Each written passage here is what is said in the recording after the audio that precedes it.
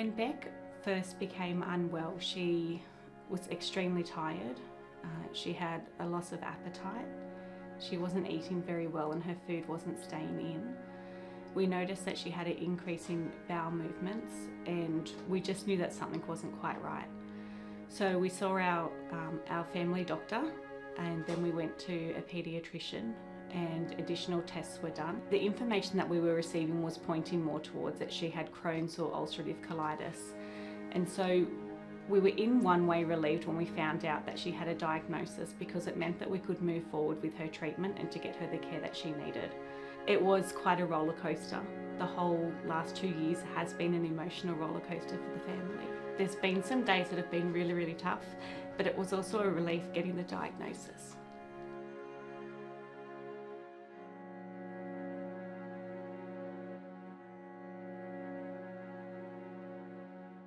Our IBD clinic at the Children's Hospital at Westmead aims to be a holistic, one-stop shop clinic where our patients on coming to clinic can see both their main clinician but also have access to the IBD nurse, dietitian and psychologist to provide holistic, well-rounded care for all their needs. Philanthropy has recently provided an injection of funding which has provided a wider multidisciplinary team, and I've noticed with that support the ability to care for my patients and provide the care they need has been greatly enhanced. It's been amazing to have that support.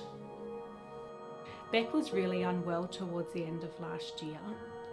Beck started to get many flare-ups at home, and a flare-up involves for her a lot of increased stools, sometimes with blood, sometimes without. Very lethargic, loss of weight loss. Beck probably spent about 3 weeks here. We had a few little breaks in between within that period of time, but we had about 7 visits within 3 weeks here to the hospital, and one of them was a lengthier stay. And the team made that process a lot easier, having the nurses come in and having that constant contact, having them check in with us to make sure we're okay or if we need anything.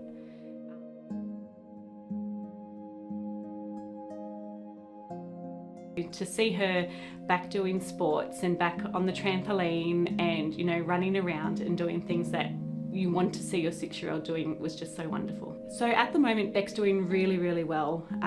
Beck's responding great to her treatment. Every 4 weeks, we come in here to the hospital and Beck has an infusion done. We're here for about 2 hours, probably from start to finish. And the process is very streamlined and very easy for her, and there's a lot of familiar faces. So since I began as a staff gastroenterologist, there has been a dramatic rise in the number of new patients presenting with inflammatory bowel disease to our clinic. We have close to 100 new patients a year through our service. When I began practice here, it was less than 20. So it's been a remarkable rise and an increased workload.